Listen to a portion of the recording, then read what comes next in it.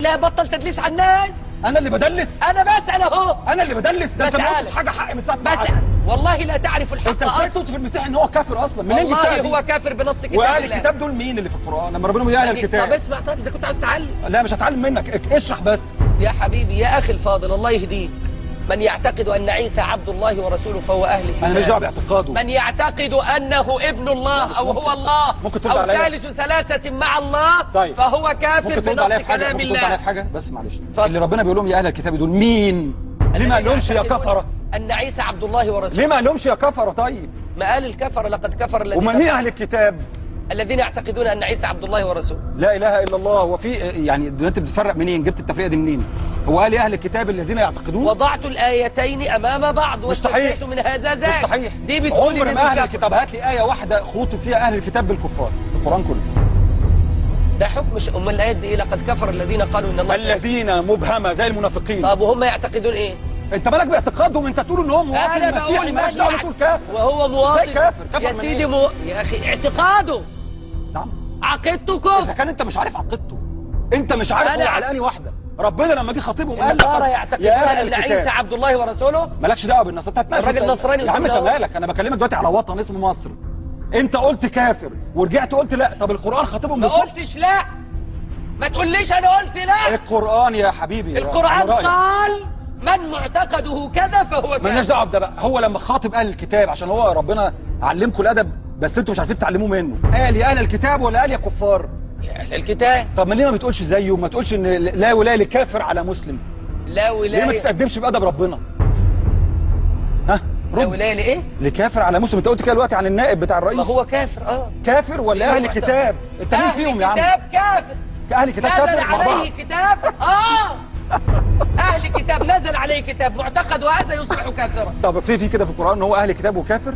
يا اخي اتق الله، بطل تدليس. ما قالش القران لم يكن الذين كفروا من اهل الكتاب يعني قله منهم، يعني اهل الكتاب مش كلهم كفار. ما قالش القران كده. انا قلت كده قدامك يا اخي الله يهديك. قلت ايه؟ انت قلت اهل الكتاب وكافر مع بعض. يا اخي قلت من اعتقد ان عيسى عبد الله ورسوله فهو اهل كتاب غير كافر. خلاصة الكلام. من اعتقد انه ابن الله او ثالث ثلاثه مع الله او هو الله. امال ايه؟ انا ليا دعوه بالمخاطبه بالوصف. القران قال في مجمل القران كله يا اهل الكتاب. ليه انت بتقول يا كافر؟ وجبت منين ان هم اهل الكتاب وكافر مع بعض؟ احنا بنعمل سلطه. في من اهل الكتاب من معتقده هذا فهو طب النائب بقى بتاع الرئيس هيطلع من الثاني، انت مالك؟ لو عبد الله ورسوله انت مالك تساله؟ انت مالك؟ هو ده المعتقد اللي بيقولوا. مش بيقولوا باسم الاب والابن والروح القدس. مين قال لك؟ عقيده الصلب وعقيده الفداء. انت مالك؟ هذه عناوين. انت مالك؟ يمكن ليها معنى تاني عندهم. دي في لا دوله ملهاش معنى. احنا دارسين اديان يا اخي. وربنا ما كانش عارف المعنى؟ يا اهل الكتاب لما نقول يا اهل الكتاب اتق الله. وان يحكم اهل الانجيل بما فيه. اتق الله. ربنا عارف ولا ما عرفش ان اهل الكتاب كفر ولا مش كفر؟ اطلاق المعرفه على الله لا يجوز. قل يعلم ولا تقل يعلم. طيب يا سيدي، انت دلوقتي ربنا خاطبهم على طول القران وعرضه باهل الكتاب، ليه ما تتادبش بادبه وتبقى كويس كده وما تقولش عليهم كفار؟ عشان ده حتى غلط قانوني نوديك الاسم. لا والله لا والله زي القضيه اللي عندك ليس خطا قانونيا والله. من يعتقد انا اقولها من يعتقد ان عيسى عبد الله ورسوله ليس كافرا. من يعتقد انه ابن الله او هو الله او ثالث ثلاثه مع الله فهو كافر. انا ما ناقشتهاش. هو له انه يعتقد ما يريد وانا بالنسبه له كمان كده. هو يعتقد ما يريد والدوله له حقوق وعليه واجبات. الدوله ليه؟ انت بتسعى على ايه؟ بتسعى عليه على الامامه العظمى؟ لا يا اخي ما فيش امامه عظمى. يبقى الرئيس ليه ما يبقاش مسيحي؟ ما ينفعش. ليه؟ لاننا دوله اغلبيه مسلمه. زي ما هو ما ينفعش يبقى الرئيس مسلم في اوروبا. لا عايز ارد على النبي اللي هو قالها. معلش قول لا اله الا الله. عايز بس سيبك من الحاجات اللي بتقولها في النص. البص بالنسبه لاوروبا بس تفهم ان اغلب ملوك اوروبا هو في نفس الوقت وظيفه اسمه رئيس الكنيسه. يعني ملكه انجلترا هي رئيسه الكنيسه الانجليكانيه، فدي وظيفه لا تنفصل. اما انت هنا مش دوله دينيه عشان يبقى رئيس الازهر. يعني هم دوله دينيه؟ الملكه لها وظيفه شرفيه. أوروبا كده رئيس الوزراء عادي ممكن يبقى مسلم في اي دوله في اوروبا. استحاله. مش استحاله ولا حاجه. استحاله عرفيه. لكن مش استحاله قانونيه. فاهم يعني ايه الفرق؟ شاور لي طيب. فاهم يعني ايه الفرق؟ اثنين، الاقليات اللي في اوروبا هم ما انشأوش الدوله، يعني دول دخلاء على الاصل المسيحي للدوله. اما ما تقارنش المسيحيين، دول اصحاب البلد. دول اصحاب مصر. اصحاب مصر. والله العظيم تخيل. مفيش منهم ناس يعني هو شريك الوطن. قلنا شريك في الوطن. يبقى مش اقليه. فاهم الفرق اللي انت بتقوله؟ ما تقارنش على اوروبا خالص.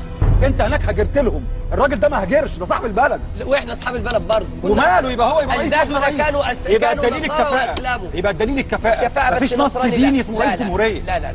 طب قول لي النص اللي يمنع نائب الرئيس المسيحي يبقى ولا يجعل الله الكافرين على المؤمنين تاني الكافرين؟ لا ده مش طبيعي. ايه تطلع الفاصل. تأدب بأدب الحوار. يا عم انا بتعلم من ادبك، الحمد لله الحمد لله، طالما ادبك انا هتكلم لا صلة لك بالادب لا من قريب ولا من بعيد. انت والله العظيم ثلاثه اللي مصر كلها تشهد انت ما تعرفش ذره ادب، ولا عندك ذره ادب، ولا حامل قرآن ولا حاجه خالص يا راجل. احنا تكلمنا في كل العالم كله يشهد عليك الحمد لله. والله تكلمنا لا ما تعلمش منكم. تكلمنا في كل عنها. بيقول لك هيخرجوا من الجيش. هو فاكر نفسه فين؟ انت فاكر نفسك فين؟ انت معاك الحصان بره؟ تأدب بأدب الحوار وإلا سلقتك بلساني. بلا تسلق بلا بتاع. أنا أتأدب قدر طاقتي وأتحلم قدر طاقتي. وأنا كمان ماسك نفسي قوي إن أنا أجيلك على مثلي. ده أنا جاي على هموت. أنت هتموت والله ما يشرفني الجلوس معك. عشان أقعد معاك عشان أنت أذيت كل الناس. والله ما يشرفني الجلوس معك. أنت ما خليتش حد ما شتمتوش. ما يشرفني الجلوس مع أمثالي. في واحد ما يشرفني واحد من شيخ الأزهر لعيني أي حد باسم يوسف. سالي أجب. الجزية انت بقول لك بس سؤال معلش. سال أجب. معلش الجزية. الحدود اتفضل.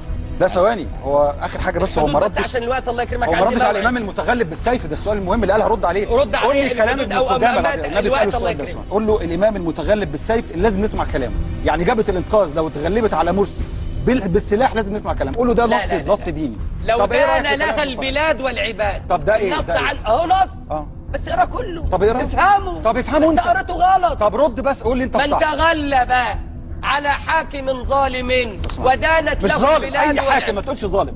هو قال الحاكم. طيب من تغلب ودانت له البلاد والعباد وجبت له. يعني دلوقتي جبهة الانقاذ لو دانت ليها البلاد والعباد مفيش قتل ليها، هتبقى هي الحاكم الشرعي على كلام ابن قدامه. قول بس لو دانت لها البلاد انا مبسوط بيك جدا انت بس عظيم. يجب على الحاكم قتلها ان خرجت عليه. لا سيبك من الكلام ده بقى خلاص. ما هو مش هتقتله، ده هيغلبوه. ما تاخدش نص بقى وتسيب نص. هم هيغلبوه ما تاخدش نص وتسيب نص. اياك والتدليس. بس انت قلت كلام ان هم لو اتغلبوا عليه بالسيف. ده كلام اهل العلم مش هم. جبهة الانقاذ اتغلبت اهي ودانت لها البدايات. قلت والله لن يكون. بس كده. مصر اسلاميه ان شاء الله ولن يكون. انا بكلمك عن كلام اهل العلم. مصر مسلمه. هي مسلمه غصب عنكم، ده انتوا اللي هتضيعوا الاسلام منها والله العظيم. اتق الله وتأدب والا سلقتك بحد لساني. هو انت وانا امسك نفسي قدر طاقتي. انت طول النهار في السلق. لانك تستحق هذا. وانا ما عنديش لسان. لا تصمد امامي. تحت الهوا هوريك السموم. تحت الهوا هوريك السموم. تحت الهوا والله تأدب. تحت الهوا والله لي حذاء. لا والله العظيم اقسم بالله امسح بيك البلاط. لي حذاء البس. انت يا عيني اتدمرت للدرجه. والله لي حذاء البس. هي دي اخلاقكم. هي دي اخلاقكم. لي حذاء البس. انا مبسوط انك بتعمل كده قدام الناس. هي دي اخلاقكم.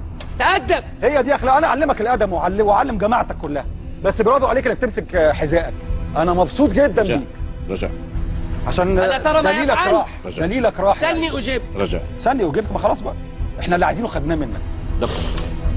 انا مبسوط جدا باللي انت ما قلت الا حقا ولا اعتذر عن قولة حق. انت ضعت شيخ محمود، انت ضعت يا اخي. تأدب والله العظيم. والله لن اسكت لك. والله انت ضعت، وانا تحت الهوا هوريك اللي انت مسكته ده، بس عشان الناس ما تشوفش المنظر. تحت الهوا اوعدك هوريك نوع تاني من الهزيمه. تأدب والله. هوريك صدقني نوع تاني. والله تأدب. بس تحت اول ما يطفي النور، عارف لما يطفي النور الضوء الظلمه اللي انت ما بتحبهاش، قلت ايه اهل المعصيه بقى ما بيحبوش الظلام. انا هوريك المعصيه في الظلام. لحظه يا اخي تأدب والا قمت لك. اتأدب انت واحترم نفسك. ده انت مسكت جزمتك يا راجل. ده انت ما عندكش ذره اخلاق. حد يعمل كده والله لا تستحق الا هذا. صح. وانا هوريك هتستحقه بس اوسخ من الجزمه شويه. لحظه اتفضل.